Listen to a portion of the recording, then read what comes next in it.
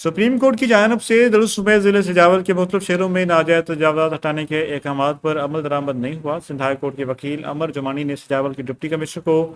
दरुल शहर सूबह ज़िले सजावल में सुप्रीम कोर्ट के हुक्म तहत नाजायज़ कब्जा हटाने के लिए तहरीरी दरख्वास्तें और सवाल की थी, ताहम कोई कार्रवाई नहीं हो सकी। सजावल के डिप्टी कमिश्नर ने असिस्टेंट कमिश्नर मीरपुर बटोरो और मुख्तियार खान मीरपुर बटोरो को नाजायज़ कब्जों के खिलाफ ऑपरेशन करने की तहरीरी हिदायत जारी की। ताहम इसके बावजूद दरुल शहर समेत दीगर शहरों में नाजायज़ कब्जों के खिलाफ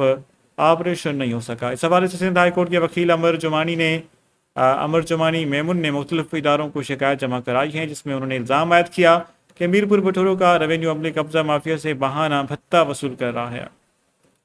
वकील ने कहा कि सुप्रीम कोर्ट के अहकामात पर फौरी तौर पर अमल दरामद के लिए मुख्तलिफ सरकारी महकमों बशूल आपाशी, revenue, local bodies, livestock, public health, महकमा जंगलात और महकमा सड़क समेत दीगर सरकारी इदारों को ज़मीनी प्लाट्स और शहरों की सड़कों के दोनों तरफ नाजायज़ तजावुज़ात और नाजायज़ तजावाज़ को फौरी तौर पर हटाने के अदालती अहकामात पर अमल करते हुए शहरों को सहूलियात फराहम की जाएँ।